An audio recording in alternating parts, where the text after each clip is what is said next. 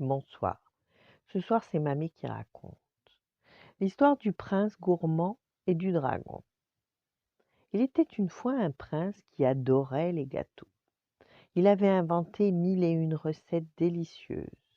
La meringue à la perle de rosée, c'était lui. La charlotte fourrée à la nougatine et aux pépites de lune, c'était encore lui. Le prince passait donc la plus grande partie de son temps à faire de la pâtisserie et était très heureux ainsi.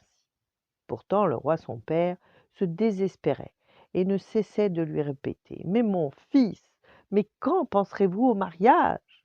Pouh là là!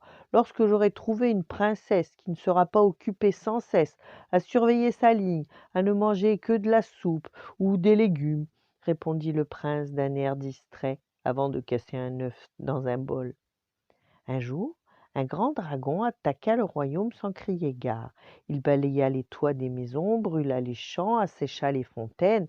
Le prince, n'écoutant que son courage, abandonna ses gâteaux, enfourna un cheval et se lança à la poursuite du dragon. Il suivit le dragon à bride abattue jusqu'au crépuscule avant de le voir s'engouffrer dans le creux d'une montagne. Le prince abandonna sa monture et commença à grimper. Mais où était donc la cachette de ce dragon? Soudain, le prince s'arrêta stupéfait.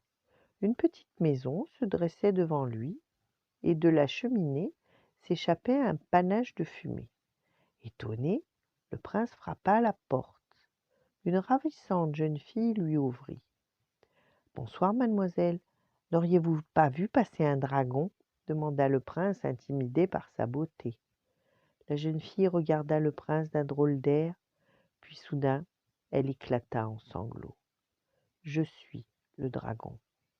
Une méchante sorcière m'a jeté un sort. Je me transforme en dragon dès le lever du soleil. Je ne redeviens moi-même qu'à la tombée de la nuit.» Ému par la détresse de la jeune fille, le prince tenta de la consoler et lui demanda ce qu'elle faisait de ses nuits. Je, je fais de la pâtisserie, car c'est la seule chose qui me console, répondit la jeune fille en rougissant. Des gâteaux? Conquis par cette jeune fille décidément pas comme les autres, le prince lui expliqua combien lui aussi aimait les desserts, et tous deux passèrent alors la nuit à comparer leurs recettes. Et la jeune fille en oublia son chagrin.